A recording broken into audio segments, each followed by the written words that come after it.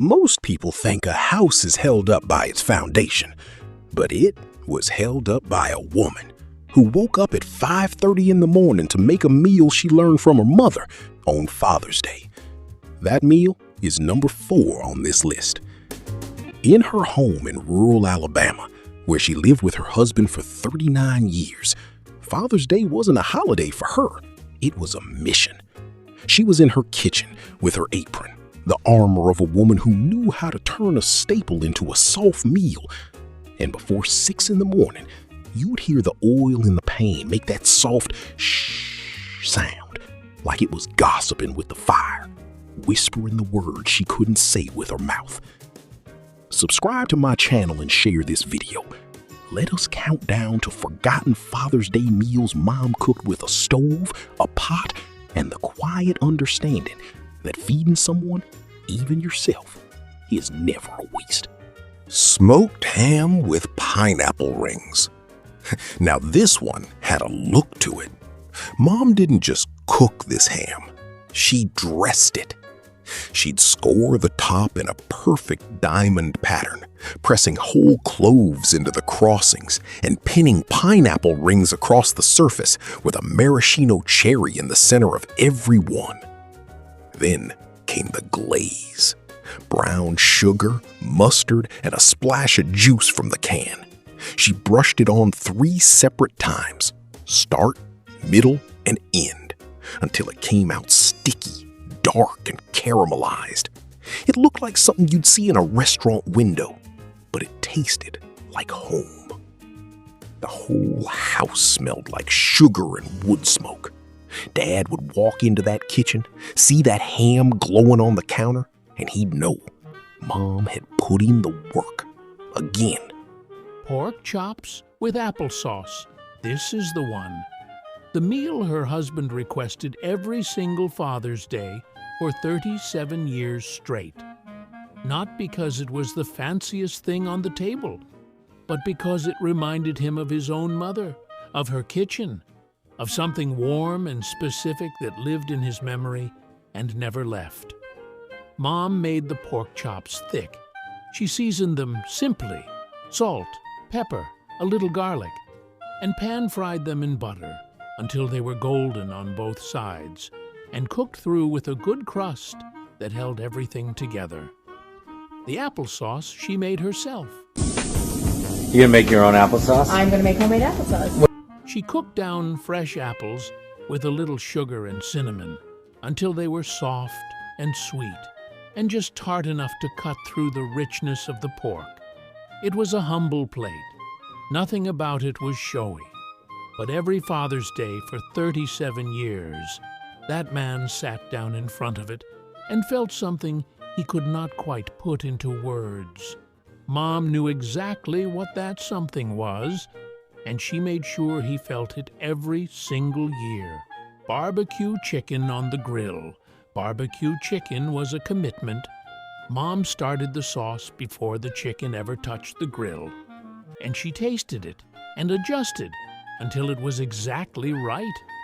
Then the chicken went on the grill over medium heat, bone in, skin on, the way it was meant to be cooked, and she basted it.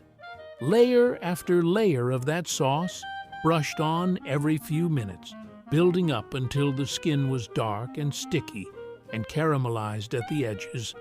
You could not rush barbecue chicken. If you rushed it, you lost it. Mom never rushed it. She stood at that grill, or sent Dad to stand at that grill with her instructions. And she did not pull that chicken off until it was exactly ready. Dad knew what that meant. It meant somebody had been paying attention. Somebody had been thinking about his plate long before he sat down at it. Grilled hot dogs and hamburgers. Now, do not let the simplicity fool you. This was a backyard Father's Day. The kind where the kids were running around, the radio was on, and Dad was at the grill. Because on this one day, Mom let him have the grill, but she handled everything else. The potato salad was already in the refrigerator. The baked beans were on the stove. The condiments were lined up on the picnic table in the right order. The buns were soft and fresh.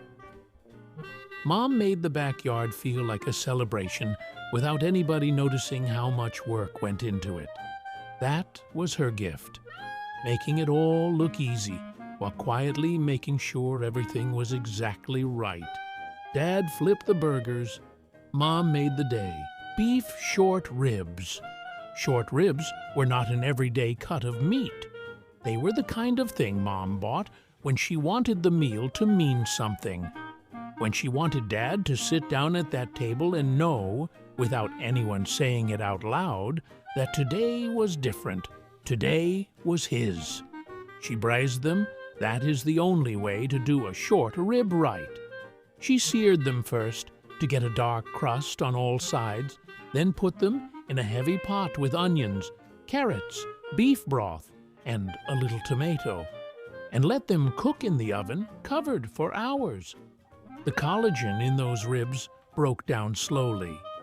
The meat went from tough to tender, to falling clean off the bone. The braising liquid reduced into something thick and dark and rich that Mom spooned over the top of everything on the plate. There was nothing quick about short ribs. They demanded time and attention, and Mom gave them both. Salisbury steak was one of those meals that looked simple, but told a story about who made it. Mom shaped the patties by hand.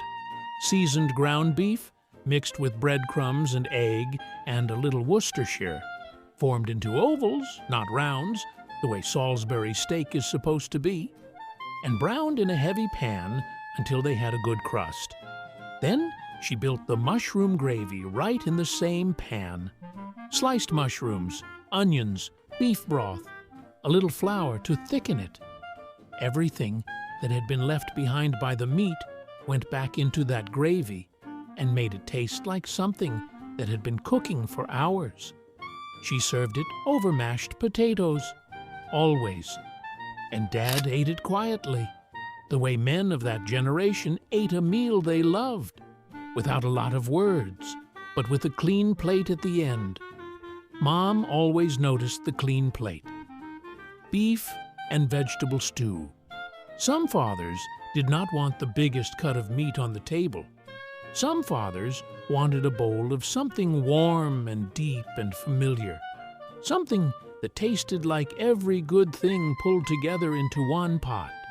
That is what beef and vegetable stew was.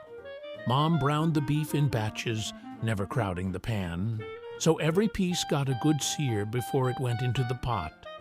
Then she built the stew around it. Potatoes, carrots, celery, onions, a bay leaf, beef broth, maybe a splash of something extra she kept in the cabinet for cooking. She let it go low and slow until the broth thickened on its own and the vegetables were soft all the way through, and the whole pot smelled like a Sunday in the middle of a good year. She ladled it into a wide bowl, set it in front of Dad with a thick slice of bread on the side. Some meals do not need anything else. That was one of them. Stuffed bell peppers. Stuffed bell peppers were a project, and Mom treated them like one. She cut the tops off, cleaned out the seeds, and parboiled the peppers just long enough to soften them slightly without losing their shape. Then she made the filling: browned ground beef, cooked rice, diced tomatoes, onion, garlic, seasoned all the way through, and spooned it in carefully so each pepper was full right to the top. She set them upright in a baking dish, poured a little tomato sauce over the top of each one, and put them in the oven until the filling was set, and the tops were just starting to brown. They came out of the oven standing straight, each one holding everything together, just the way Mom intended. She put 2 on Dad's plate. He rarely left one behind. It was the kind of meal that looked like more work than it was, but Mom made it look like exactly the right amount of work for a day like Father's Day. Baked ham with scalloped potatoes. This was the meal that felt like home in a way that was hard to explain, but easy to feel the moment it hit the table. Mom made the scalloped potatoes from scratch. Thinly sliced potatoes layered in a baking dish with cream, butter, a little flour, salt, pepper, and sometimes a handful of sharp cheddar between the layers. Then it went into the oven alongside the ham and cooked until the top was golden and the cream had bubbled up around the edges and thickened into something rich and silky. The ham and the scalloped potatoes finished at the same time. Mom planned it that way. She carved the ham at the counter, laid it out on the good platter, and brought the scalloped potatoes to the table, still in the dish they baked in, because that dish told the story of how they were made. Dad knew what he was looking at.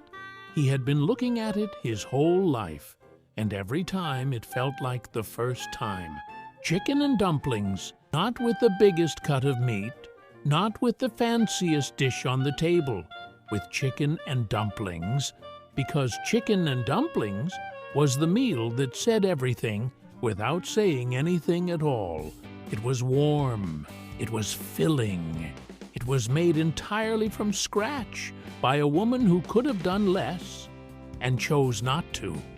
Mom stewed the whole chicken first, let it cook low and slow in a big pot until the meat was falling off the bone and the broth was rich and golden.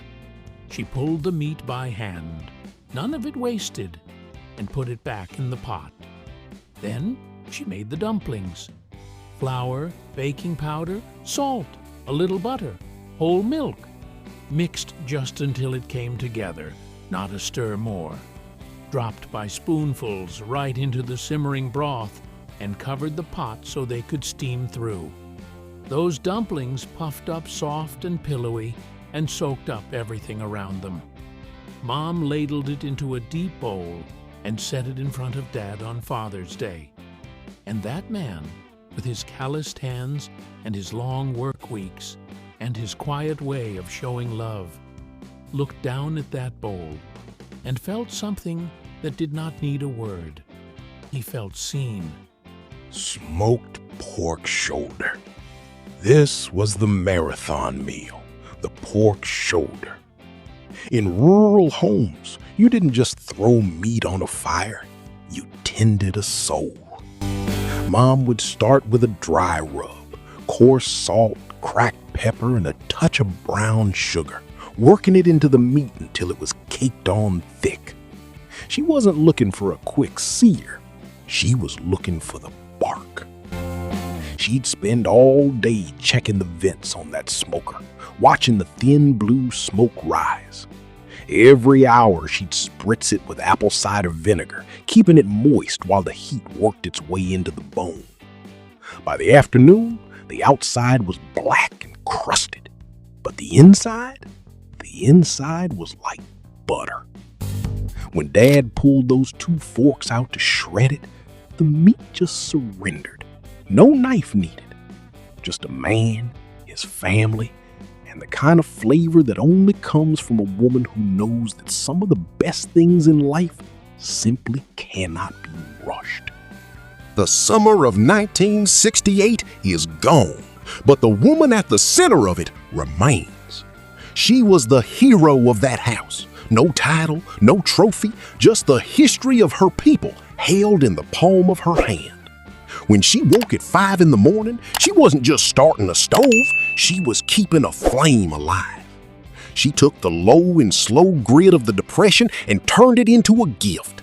She saw the calloused hands of the man she loved and decided he deserved a masterpiece. Those 20 meals weren't chores, they were an act of will. The hours she sacrificed made that family feel rich when they didn't have a dime. Her work is the living proof that a mother's labor is the strongest thing on this earth. She proved what we too often forget. Feeding your people with everything you've got is never a waste. It is a victory. Please subscribe to my channel and share this video as much as you can to keep these memories alive. Tell me about the hero in your kitchen in the comments. God bless, and I'll see you in the next one.